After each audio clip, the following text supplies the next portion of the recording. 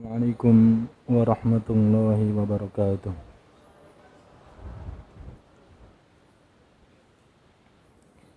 Alhamdulillah. Alhamdulillahi ala ihsanihi wa syukru lahu ala taufiqi wa amtinani. Wa asyhadu an la ilaha illallah ta'ziman li sya'ni. Wa asyhadu anna Muhammadan abduhu wa rasuluh ad-da'i ila ridwan. Allahumma salli alaihi wa ala alihi wa ashabihi wa ikhwanihi. Ya ayyuhalladzina amanu ittaqullaha haqqa tuqatih wa la tamutunna illa wa antum muslimun. Ya ayyuhan nasu ittaqu rabbakumul ladzi khalaqakum min nafsin wahidah wa khalaqa minha zawjaha wa batha minhuma rijalan katsiran wa nisaa'a wattaqullaha alladzi tasaaluna bihi wal arham innallaha kana 'alaikum raqiba. Ayyuhal ikhwah wal akhwat, teman-teman sekalian, para jamaah yang dimuliakan Allah Subhanahu wa taala. Alhamdulillah, kita bersyukur kepada Allah Subhanahu wa taala karena pada pagi hari ini Allah kumpulkan kita di aula Rumah Sakit Bunda dalam rangka menanggalkan kewajiban kita sebagai seorang mukmin dan mukminah, yaitu sama-sama bersimpuh untuk mendalami agama Allah Subhanahu wa taala. Al-Imam Ibnu Qayyim beliau mengatakan, innal ilma nurun. Sesungguhnya ilmu itu adalah cahaya bagi kehidupan orang-orang yang beriman. Maka iblis dan bala tentaranya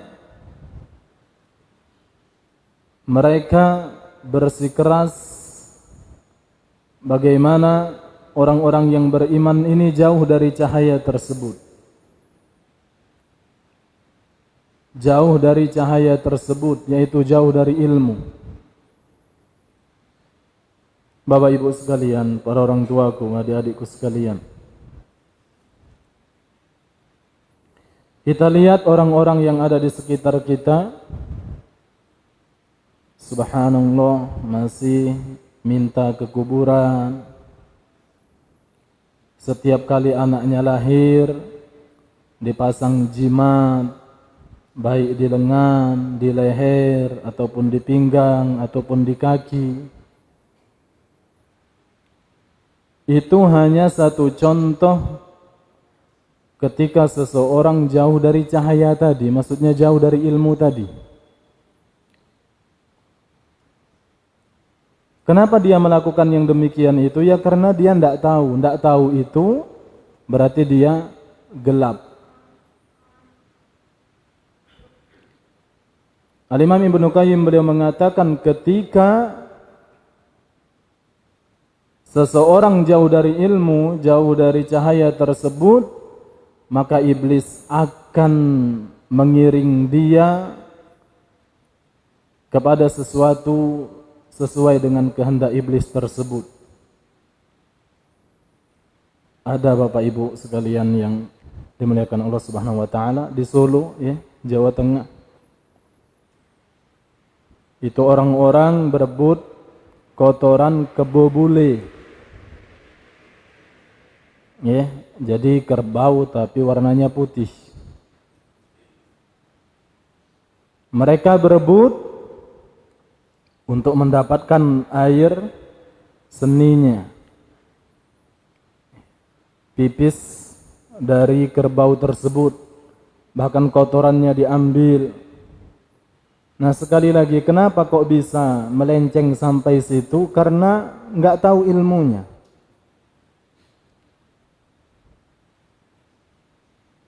Maka sekali lagi, cukup ini sudah menjadi gambaran bagi kita semua. Kapan seseorang jauh dari ilmu, syaitan akan mengiring dia kepada sesuatu yang justru bahkan nggak masuk akal untuk dilakukan.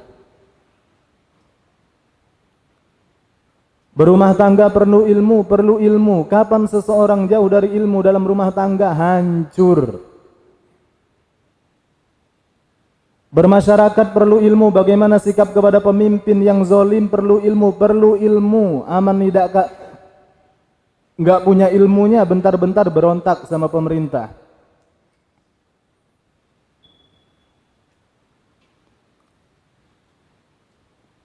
Bagaimana adab seorang istri kepada suami perlu ilmu, perlu ilmu. Kalau nggak ada ilmunya, maka justru seorang istri akan menjadi pemimpin di dalam rumah tangganya. Nah, sekali lagi kita berbicara baru sekelumit contoh bahwa ternyata di dalam kehidupan kita ini apa-apa itu perlu ilmu. Lihatlah di dunia kedokteran. Ibu-ibu tentu lebih paham dalam hal ini. Ada spesialis ini, ada spesialis itu. Orang luka bakar, nggak mungkin dia diarahkan ke polibidan, ya nggak? Adonian jurusannya. Maka saya sering ucapkan ini, jazakumullah khair kepada Rumah Sakit Bunda ya. Sudah memfasilitasi untuk kita bareng-bareng mempelajari agama kita ini. Taib, Bapak Ibu sekalian, judul kajian kita pada pagi hari ini, mudah-mudahan Allah beri taufik untuk menyelesaikan sampai nanti waktu yang sudah ditentukan ya. Biasa kajian sampai jam berapa, Pak? Jam 8. Masya Allah, setengah jam lagi.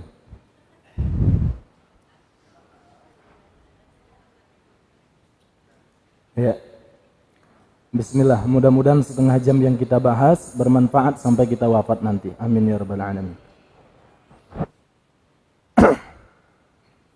Bapak Ibu sekalian, judul kajian kita adalah selalu kembali kepada Allah.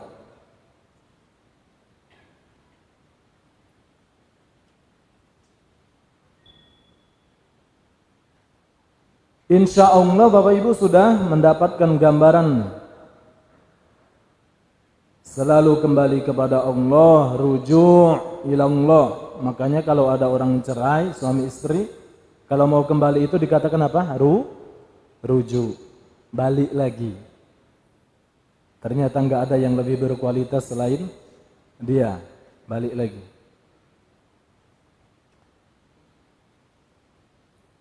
Rujuk, kemudian taubat.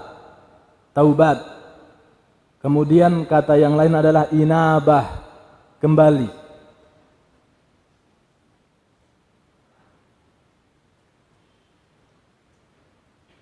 Para ulama mengatakan tentang taubat ini, tentang inabah ini adalah wazifatul umr. Apa itu Ustaz? Wazifatul umr artinya adalah tugas sepanjang umur. Perhatikan ya Bapak Ibu, ini menarik sekali. Jadi taubat itu dinamakan wazifatul umr, tugas sepanjang umur. Kenapa? Rasulullah sallallahu alaihi wasallam beliau mengatakan kullu bani Adam khata wa khairu khata'in at-tawwabun. Setiap anak cucu Adam itu melakukan dosa dan kesalahan.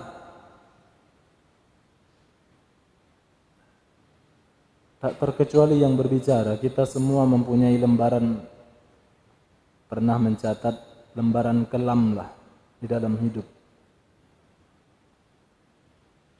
Contohnya seperti apa, Ustaz? Bikin nangis orang tua itu juga catatan dari lembaran yang kelam. Bikin nangis orang tua, bukan nangis seneng ya, bukan nangis terharu, bukan. Tapi bikin nangisnya itu kesel sama kita sebagai seorang anak. Ingat Bapak Ibu sekalian, para ulama mengatakan, perhatikan. Kalaulah orang mendapati laporan jamaah, ibunya nangis datang ke rumah. Mohon maaf Bapak Ibu, apa yang dikatakan oleh ibu ini? Ustaz, dia bilang, aku baru saja ditendang kepalaku oleh anakku. La haula wa la quwata illa billah. Posisi aku berdiri, diceritakan dengan detail. Aku di ruang tamu, anakku lari dari dapur sampai loncat nendang kepalaku. La haula wa la quwata illa billah. Nasallallahu salamah wal afiyah.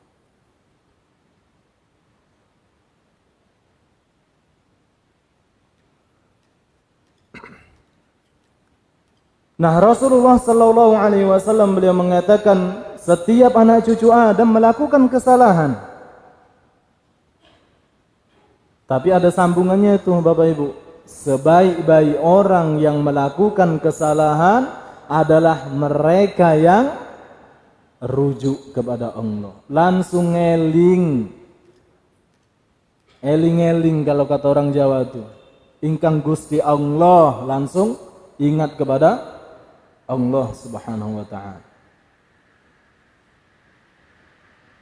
Langsung taubat.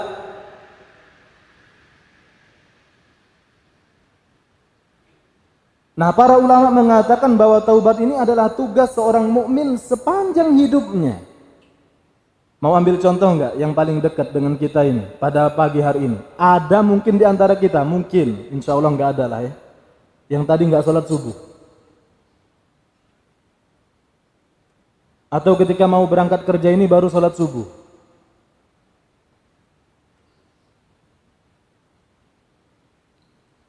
Habis dari kajian ini kerja mungkin sampai jam 12 atau sampai nanti sore. Selesai sholat maghrib sampai isya, lalai lagi sama Allah.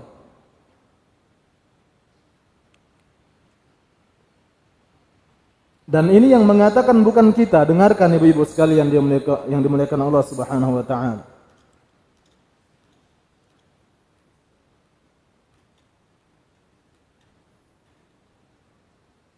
Allah Subhanahu wa taala mengatakan di dalam hadis qudsi, ya ibadi innakum tukhti'una bil-laili wan-nahar. Wahai hamba-hambaku, sesungguhnya kalian melakukan dosa dan kesalahan siang dan malam. Ini Allah tahu loh, kita melakukan dosa siang dan malam. Jangan ngerasa pede, alhamdulillah sih saya seminggu ini enggak bikin dosa sih, alhamdulillah. Masya Allah. Ngenyek uang, jelekkan uang dari belakang, itu dosa bu. Nulis status bukan niat untuk menasehati, tapi untuk menghujat, itu dosa. Makanya Allah mengatakan, ya ibadi innakum tukhti'una bil-laili wan-nahar. Kalian itu kata Allah melakukan dosa siang dan malam. Allah tuh tahu.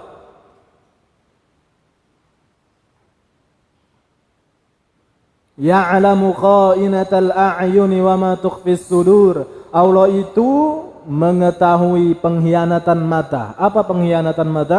Ngelirik. Ini bagi bapak-bapak ya. Di lampu merah, nih, seakan lihat ke depan tapi pelirik ke kanan ke kiri.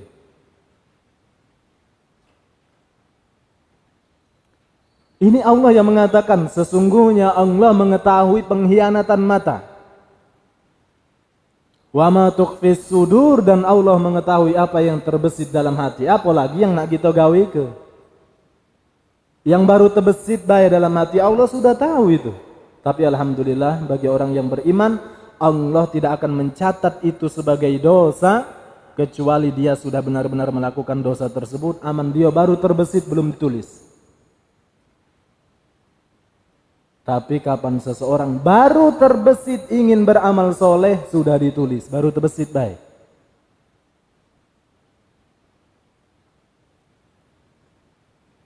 Nah, Allah Subhanahu wa taala mengatakan, innakum tukhti'una bil-laili wan-nahar.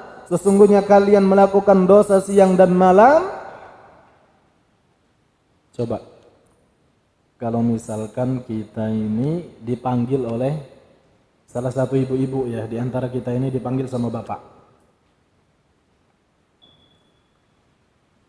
Dilihatlah catatan kinerja kita segala macam. Nah, kamu jam sekian, kamu pulang duluan kan?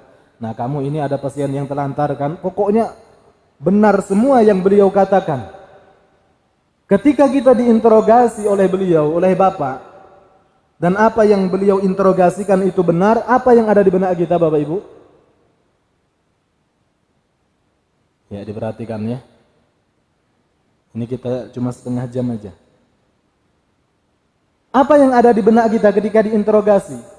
Contoh yang lain adalah kita ini diinterogasi oleh polisi karena mendapatkan laporan bahwa kita ini telah melakukan kriminal.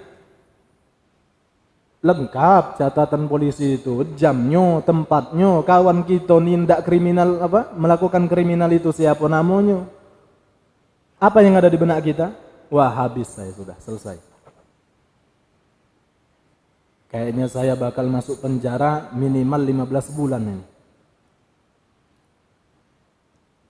Nah, Allah dalam ayat ini, dalam hadis kudusi ini menginterogasi kita. Wahai hamba-hambaku, aku tahu kalian melakukan kesalahan siang dan malam. Apa yang ada di benak kita sudah habis selesai. Karena Allah tahu. Pun nanti di akhirat demikian. Ya ibadi, ya abdi, engkau melakukan kada wa kada, kada wa kada.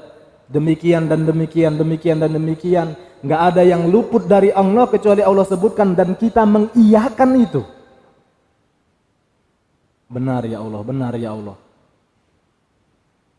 Tapi apa lanjutan dari ayat kudusi ini, hadis kudusi ini? Apa yang Allah katakan? Wahai hamba-hambaku, kalian melakukan kesalahan siang dan malam, wa ana aghfiru dzunuba jami'a.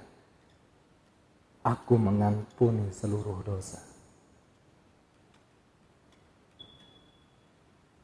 Subhanallah.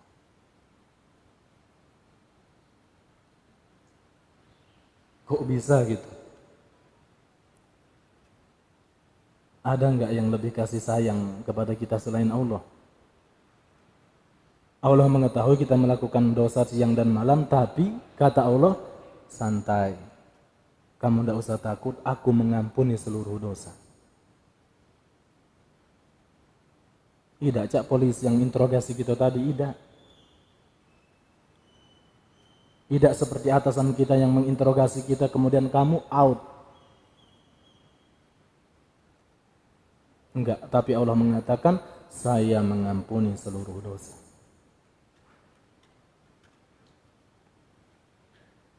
Bapak Ibu sekalian yang dimuliakan Allah Subhanahu wa taala.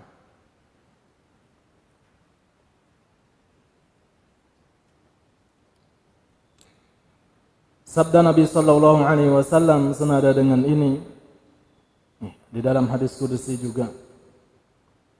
Ya Allah Subhanahu wa taala berfirman, Allah Subhanahu wa taala berfirman, Qul ya ibadiyalladzina asrafu ala anfusihim la taqnatu min rahmatillah.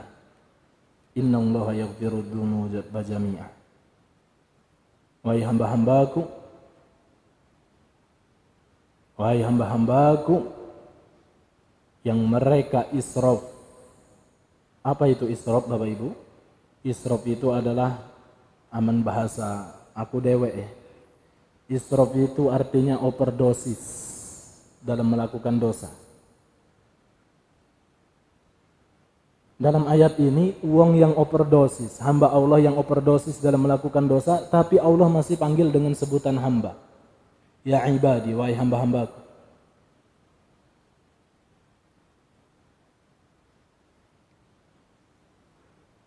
Panggilan sayang. Wahai hamba-hambaku yang melakukan dosa sudah berlebih-lebihan. Enggak ada dosa kecuali aku sudah mencicipinya. La taqnatu min rahmatillah, jangan engkau merasa putus asa dari rahmat Allah. Innallaha yaghfiru dzunuba jami'a, sesungguhnya Allah mengampuni seluruh dosa.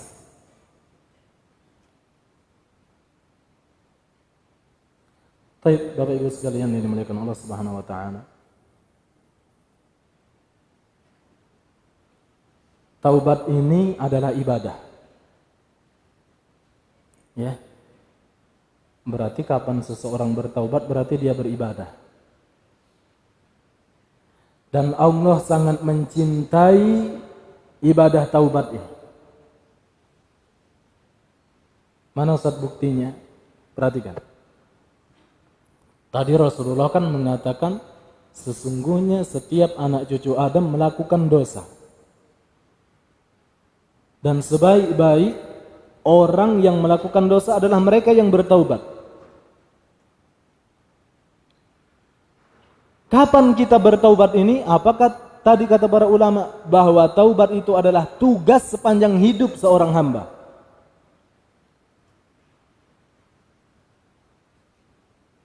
Berarti Allah menginginkan kita berbuat dosa dan maksiat itu agar kita bertaubat.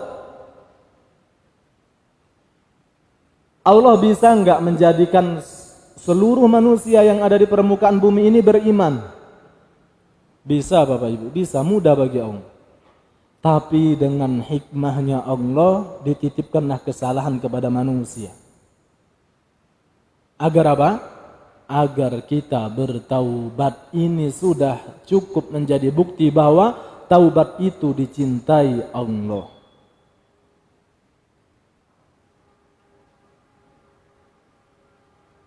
Ya.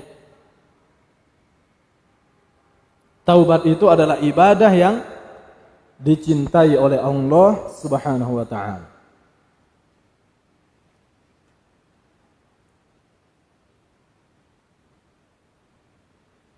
Allah Subhanahu wa taala berfirman, "Wa tubu ilallahi jami'an ayyuhal mu'minuna la'allakum tuflihun." Taubatlah kalian kepada Allah, wahai orang-orang yang beriman seluruhnya. La'allakum tuflihun, agar kalian menjadi orang-orang yang beruntung.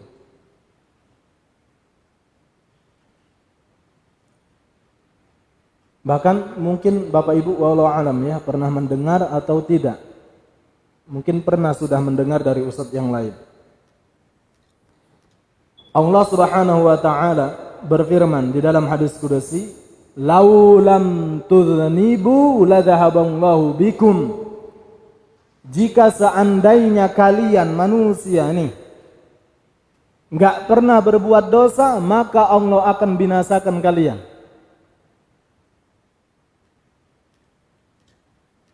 Jika kalian tidak pernah berbuat dosa, nih lempeng aja. Niti hidup.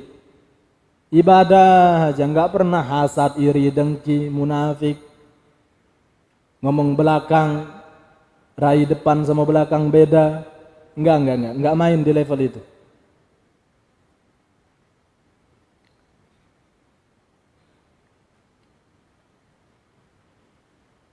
Jika seandainya kalian seluruhnya beriman, kata Allah, Aku akan binasakan kalian.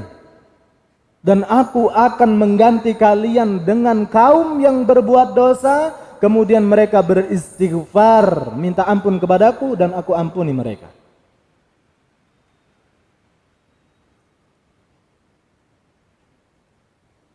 Tapi hati-hati Bapak Ibu. Ingat, dosa itu sekecil apapun yang kita lakukan pasti ada efek. Pasti.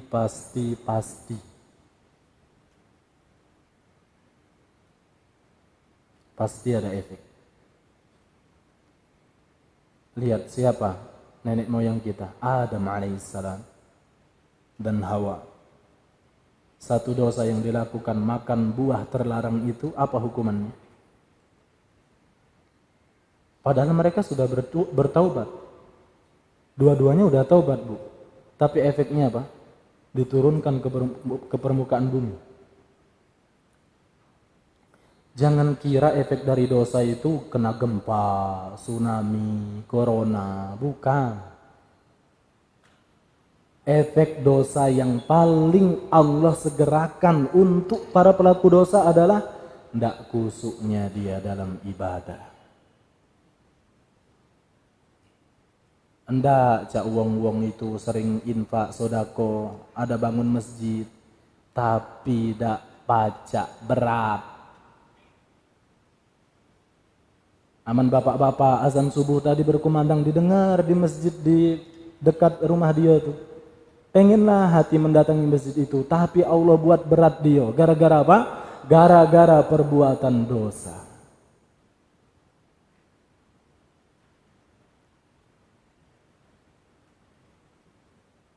Aman sepedaan puluhan kilo laju.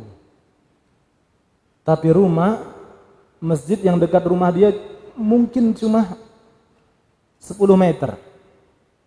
Tapi berat untuk didatangi. Kenapa? Ya ibadah itu nggak bakal nyambung dengan dosa. Nah inilah efek dari dosa dan kesalahan perbuatan yang kemaksiatan yang kita lakukan kepada Allah Subhanahu wa ta'ala. Beratnya ibadah, nggak khusyuk dalam sholat, itu adalah efek atau asar, bekas dari dosa yang sudah kita lakukan. Coba aja. Mungkin pernah entah malam kapan gitu kan, dari ba'da isya sampai jam 12 malam kita maksiat terus. Saya jamin subuhnya pasti telat. Apalagi nak sholat malam jauh. Ba'da isya sampai jam 1 malam ibu-ibu ngerumpi. Jelek ke wong misalkan. Maka hadiahnya apa? Asar dari dosa tersebut. Sholat subuhnya telat, subuhnya dijamak dengan duha.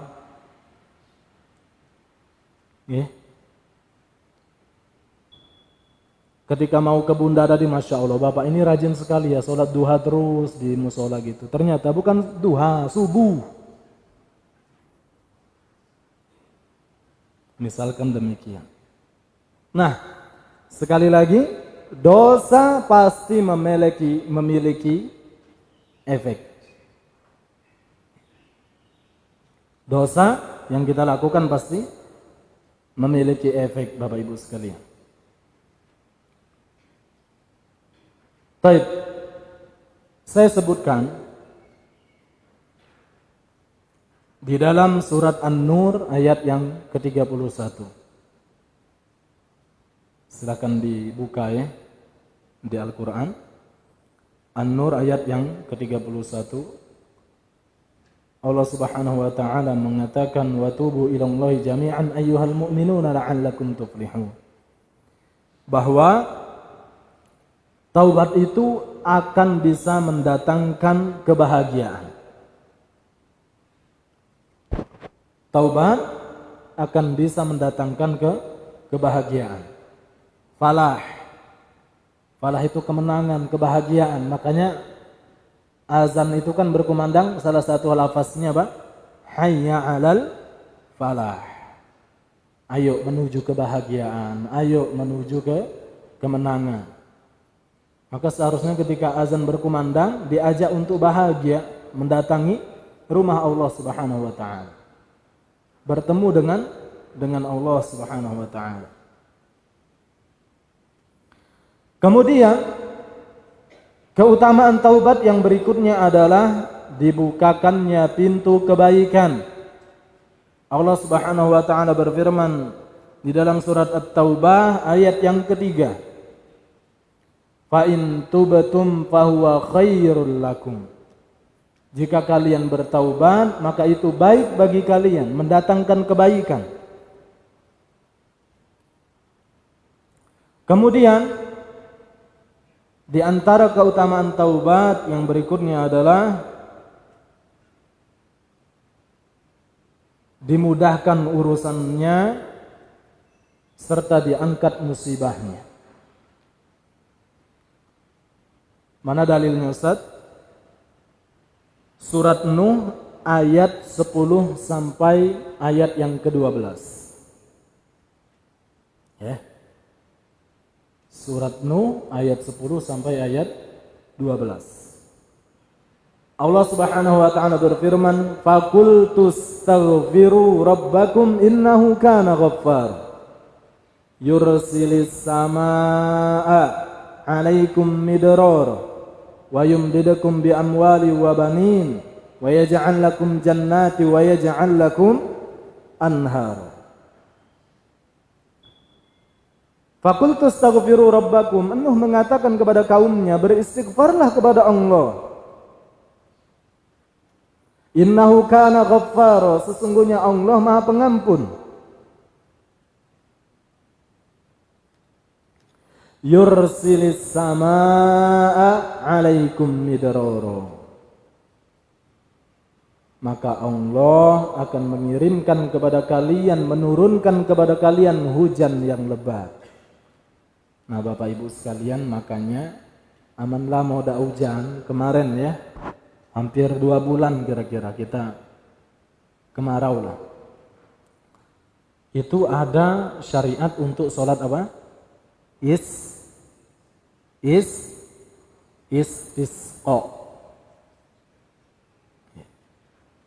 Sholat minta hujan. Alhamdulillah kami sendiri yang imam dan yang khotib waktu sholat istisqa di sini. Nah itu kita diminta untuk taubat. Ternyata, perhatikan, ternyata kapan seseorang beristighfar, banyak beristighfar, bertaubat kepada Allah, suatu kaum di dusun kah, di kecamatan kah, beristighfar, minta ampun kepada Allah, hadiah yang pertama kali Allah akan berikan adalah Allah akan turunkan hujan. Nah, di sini kita bisa ngambil kesimpulan, dosa itu bisa menghalangi turunnya apa? Hujan. Paceklik itu disebabkan apa? Dosa dan kemaksiatan kita kepada Allah Subhanahu wa taala. Begitu juga dengan gempa. Pernah terjadi gempa ketika Umar bin Al-Khattab menjabat sebagai khalifah, maka Umar mengatakan apa? Bertaubatlah kalian kepada Allah. Kalau tidak aku akan tinggalkan kalian di Madinah ini. Maka memang benar kita sering mendengar para ustadz, para kiai, mereka mengatakan bahwa dosa, musibah itu disebabkan dengan dosa, oleh dosa dan kemaksiatan kita kepada Allah Subhanahu wa taala.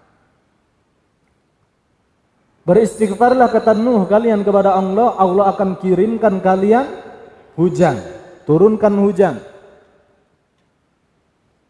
Wa yumdidukum bi amwal wa banin, Allah akan mengaruniakan kepada kalian berupa harta dan anak-anak. Ya. Makanya kalau misalkan ada di antara kita lama belum dikaruniai momongan, coba hujan-hujanan suami istri. Tapi jangan di pasar. Ya. rame wong. Mungkin rumah kita gitu kan ada halaman di dalam rumah kan ada biasanya. Rumah-rumah yang halaman tempat nyantai itu justru di dalam rumah. Nah, di atas ini nggak ada atap. Memang untuk lihat apa? Air hujan turun di situ. Tertutup ruangan itu ya kan? Taman itu tertutup oleh tembok. Suami istri coba hujan-hujanan di situ. Jangan yang netes dari atap rumah, jangan. Langsung lihat yang dari langit. Karena hujan sebagai keberkahan.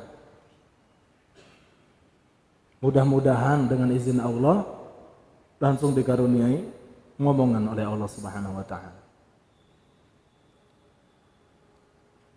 Nah, Allah tadi mengatakan apa?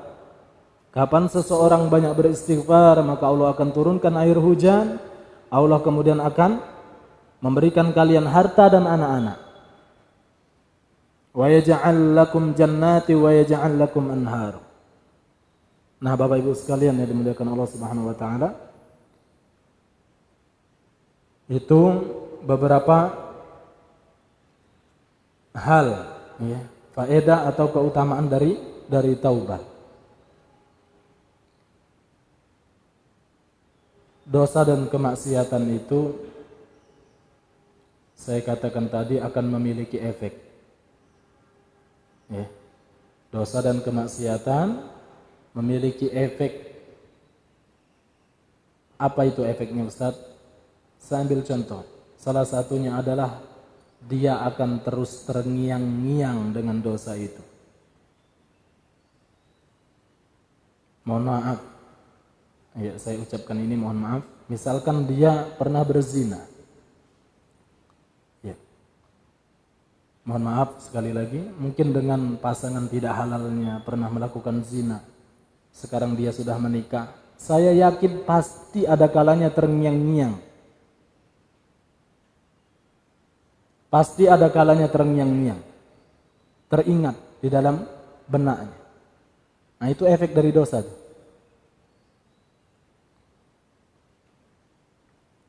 Selalu dia ingatkan dari dosa yang pernah dia lakukan. Baik. Kemudian di antara keutamaan taubat adalah Allah akan ampunkan dosa-dosa. Allah akan ampunkan dosa-dosa orang yang bertaubat, mau sebanyak apapun dosa tersebut. Ya. Saya bacakan di dalam kitab Arba'in An-Nawawiyah.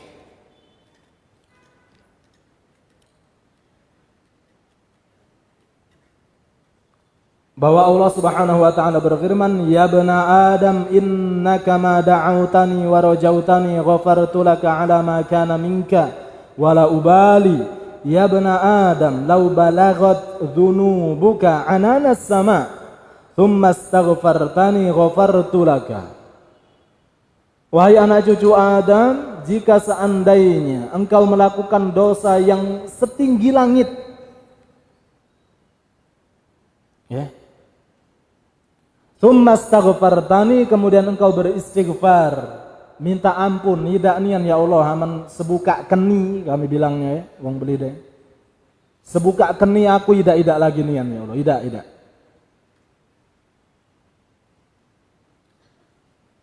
Beristighfar kepada Allah nih, kata Allah, jika engkau datang kepadaku membawa setinggi dosa, setinggi langit, dan beristighfar kepadaku, maka ghafartu laka wala ubali. Aku akan ampuni dosamu dan aku enggak peduli.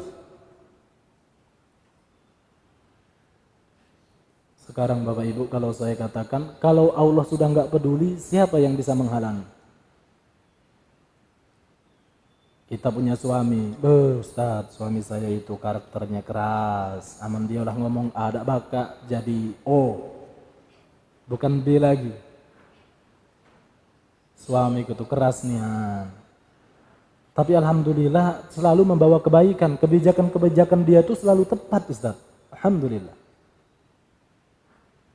Tapi kerasnya, namun dialah bilang ada pacak nian berubah.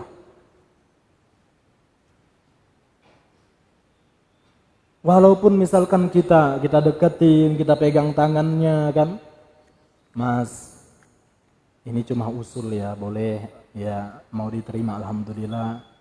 Kemudian suami kita tadi bilang apa? La ubali, aku nggak peduli. Ini sudah ketetapan.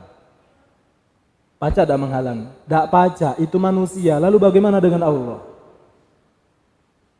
Kata Allah, kalau engkau datang kepadaku dengan setinggi langit membawa dosa dan kemaksiatan, engkau beristighfar kepadaku, aku akan ampunkan dosamu wala ubali. Aku nggak peduli.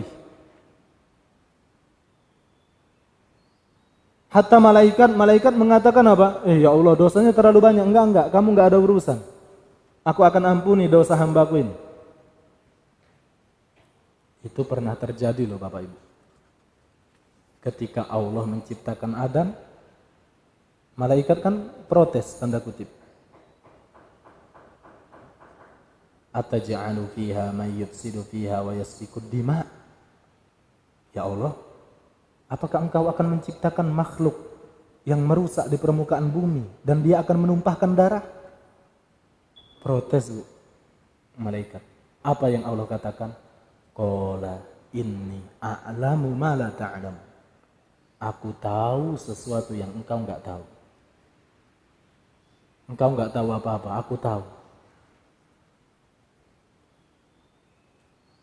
Makanya Bapak Ibu sekalian yang dimuliakan Allah Subhanahu wa taala, sekarang sedang terjerat di dalam dosa. Ya Allah, saat jujur ada satu dosa yang berat nian aku nak ninggal ke itu.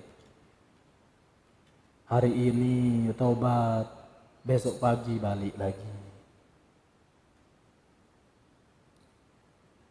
Ya Allah, saat saya ini memang karakternya itu nyerocos. Aku ndak peduli wong tuh nak tersinggung, nak ida. Banyak orang yang lah tersinggung gara-gara aku, tapi alhamdulillah aman kawan aku yang lama-lama lah paham karakter aku ini. Itu nian yang susah aku nak kontrol lisanku ini. Yuk bareng-bareng kita berbenah, ya. Kita berbenah menjadi lebih baik. Baik yang ngisi di sini Ustadz Akhiruddin, Ustadz Firdaus Zakir, Ustadz Abdurrahman Al-Amiri, kita sebenarnya sama-sama belajar. Karena mendalami agama kita ini adalah kewajiban kita sama-sama, bareng-bareng. Agar kita nanti bertemu dengan Allah, membawa kebaikan-kebaikan.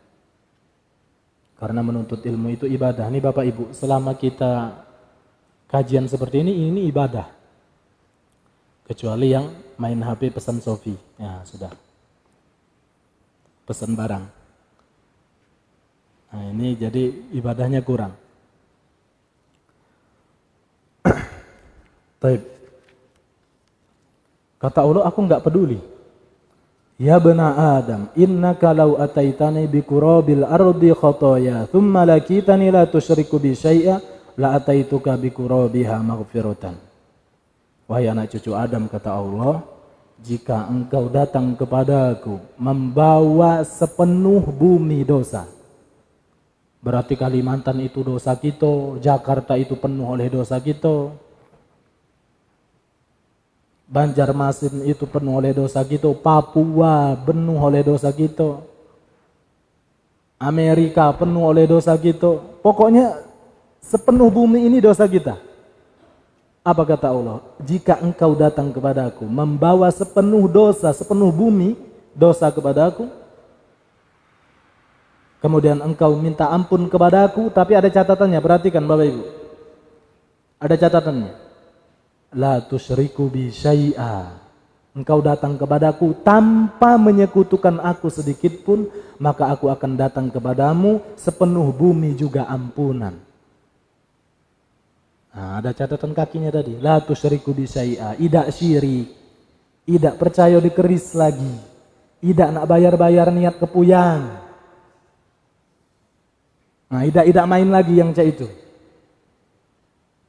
Bangun rumah kemudian ditaruh garam segala macam. minta jampi kepada kiai, didirus kamarnya supaya kate ular apa segala macam. Nah, tidak main lagi yang cak itu.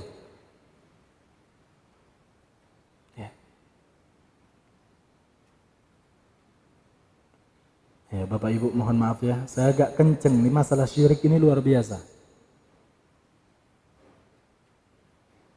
Saya dulu soalnya waktu masih kecil segede ini jimat saya, Bu. Segede ini. Bukan di pinggang, di depan leher ini. Segede ini. Karena belum tahu. Nah, kata Allah, jika engkau datang kepadaku membawa sepenuh bumi dosa, dan engkau beristighfar kepadaku, engkau tidak menyekutukan aku, tidak berbuat syirik, maka aku akan datang kepadamu dengan sepenuh bumi juga ampunan. Wala ubali, lagi-lagi Allah mengatakan aku tidak peduli.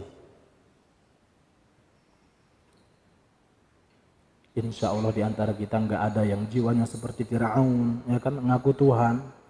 Itu saja, perhatikan.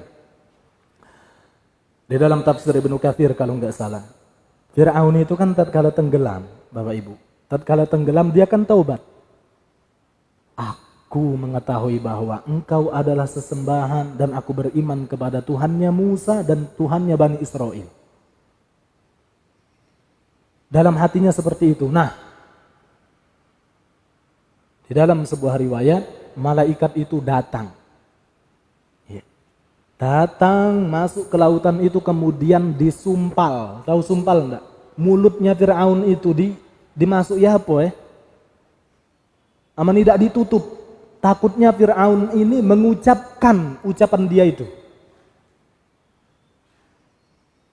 Malaikat kan juga kesel nih sama Fir'aun. Takutnya kalau Fir'aun mengucapkan kata-kata itu Allah akan ampuni dosa Fir'aun.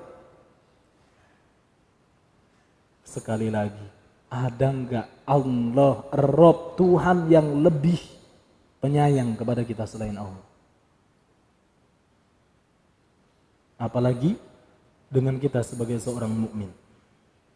Maka terus, Ustaz, cak manu aman berbuat dosa lagi, kemudian tobat lagi, berbuat dosa lagi. Nah, hati-hati. Kenapa hati-hati? Karena ketika kita terus buat dosa maksiat, ya kan? Maksiat tobat itu nanti akan masuk ke dalam mindset kita, bisikan syaitan. Hai kau nih munafik. Agak kajian, terus agak dosa lagi. Agak dengar ceramah, agak dosa lagi. Udah, munafik kau. Nah, ini bisikan syaitan. Lalu bagaimana Ustaz solusinya? Terus bertaubat terus. Hidup kita ini seperti pakaian kotor ya Bapak Ibu. Pakaian kotor itu kapan dia kotor dicuci, pakai lagi. Kotor, cuci lagi, pakai lagi. Memang Allah sudah titipkan kita berbuat dosa, tapi bukan berarti dengan mudahnya kita, Allah Maha Pengampun. Cicip dulu lah. Agak tobat. Bukan. Ya. Tapi kajian kita ini membahas bagaimana taubat itu adalah ibadah yang sangat agung dan kita memiliki Rabb. Di penghujung jalan sana kita memiliki Rabb yang maha pengasih lagi maha penyayang.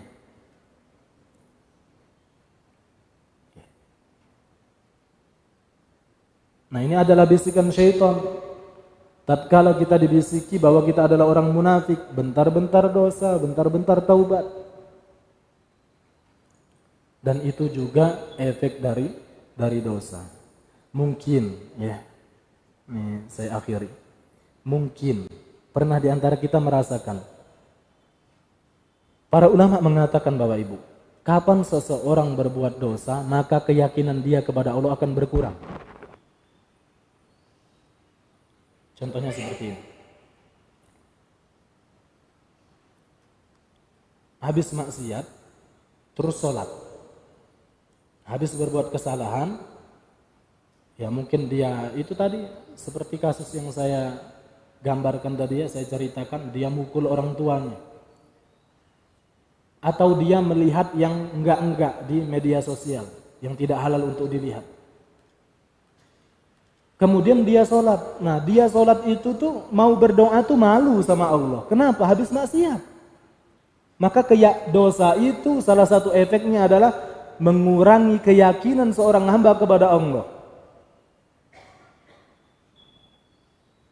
Ya Allah, udah ngangkat tangan ini. Aduh, enggak aku malu sama Allah. Masa kan tadi habis maksiat, mau minta sama Allah. Kayaknya enggak bakal dikabulin lah. Nah ini efek dari dosa. Mau minta sama Allah, ya Allah, kasihlah aku ya Allah rumah yang aku impi-impikan. Itu cuma lisan saja, tapi dalam hatinya, aduh saya ini sebenarnya kan habis maksiat. Makanya Bapak Ibu, kebanyakan kaum muslimin pada hari ini ketika berdoa itu cuma coba-coba. Ya enggak? Ketika berdoa itu cuma coba-coba, ngangkat tangan, ya cobalah, siapa tahu dikabulkan. Ya. Cobalah, siapa tahu Allah ijabah. Padahal Rasulullah mengatakan, ud'ullah wa antum muqinuna bil ijabah. Mintalah sama Allah, berdoalah kepada Allah, dan kalian harus yakin bahwa Allah akan mengabulkan. Salah satu efek dari dosa adalah berkurangnya keyakinan kita kepada Allah Subhanahu wa taala.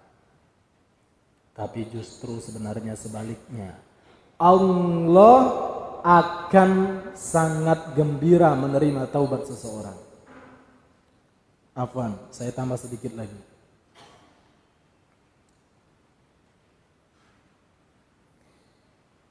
Ini gambaran bagaimana senangnya Allah ketika seorang hamba bertaubat. Rasulullah menggambarkan seseorang bepergian, dia membawa bekal di ontanya, air minumnya, nasinya, segala macam bekalnya di ontanya. Kemudian dia berteduh di suatu pohon.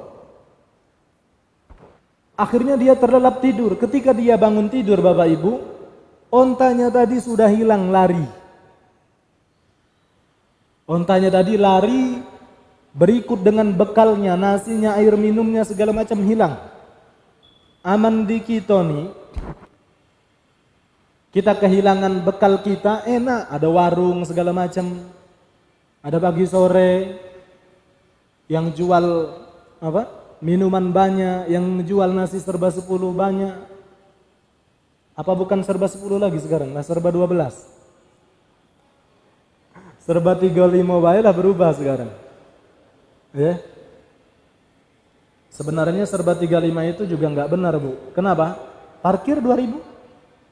Iya. Berarti serba 37.000. Nah, Rasulullah menggambarkan Allah itu lebih senang ketika melihat seorang hamba bertaubat kepada Allah dibandingkan orang yang bepergian di padang rumput nih. Yang digambarkan itu bukan safar seperti kita di tempat kita kota, banyak makanan, warung segala macam, enggak. Di padang Sahara. Kemudian dia ternyata kehilangan ontanya. Mulai dia syai'an fa syai'an tadarrujan, sedikit demi sedikit dia akan meninggal dunia. Mulai haus, mulai lapar, mulai lemas. Kepanasan terik matahari, tahu-tahu datang ontanya tadi. Membawa bekal dia tadi kembali. Lengkap, enggak ada yang kurang dari bekalnya tersebut. Sampai-sampai hamba ini mengatakan, Allahumma anta abdi wa ana rabbuk. Ya Allah, aku adalah Tuhanmu dan engkau hambaku. Paham enggak Bapak Ibu? Paham ya? Saking senengnya tadi dia mengatakan, Allahumma anta abdi wa ana rabbuk. Ya Allah, karena untanya sama bekalnya tadi kembali, saking senengnya dia mengatakan, ya Allah, aku adalah Tuhanmu dan engkau hambaku. Akhta'a min syiddatil farah, kata Rasulullah. Dia merasa senang dengan gembira yang berlebihan, akhirnya dia salah mengatakan kalimat tersebut. Nah, Allah itu lebih senang menerima taubat seseorang hamba. Ketika dia taubat kepada Allah, Allah lebih senang ketimbang hamba ini. Makanya kayaknya sudah selayaknya ya, jangan nunggu bulan Januari Bu untuk membuka lembaran baru. Udah berhentilah. Kita kan tahu dengan kualitas diri kita masing-masing. Dosa apa yang kita masih lakukan sampai detik ini. Tidak, nak nunggu Januari nanti. Ini kita sudah berada di penghujung Desember. Mulailah. Allah mengatakan wasari'u ila maghfiratin min rabbikum. Cepat-cepat minta ampun sama Allah. Cepat-cepat menuju ampunan Allah Subhanahu wa taala. Makanya ketika kita maksiat mungkin pada menit ke-10, menit ke-11 langsung taubat. Jangan ditunda-tunda lagi. Bapak Ibu sekalian, kebiasaan para ulama terdahulu adalah mereka bertaubat sebelum tidur. Kenapa? Tujuannya adalah kalaulah mereka tidak bangun pada besok pagi, mereka sudah dalam keadaan bertaubat. Bukan berarti agak baik berarti Ustaz ya. Agak malam sebelum tidur aku baru taubat, bukan. Cepat-cepat taubat kepada Allah Subhanahu wa taala. Hadza wallahu a'lam. Naltaqi fi waktu akhir insyaallah. Ini yang bisa saya sampaikan karena keterbatasan waktu. Semoga yang sedikit ini bermanfaat. Masih banyak sebenarnya pembahasan masalah inabah atau kembali kepada Allah ini. Semoga Allah memberi taufik kepada kita semua. Assalamualaikum warahmatullahi wabarakatuh.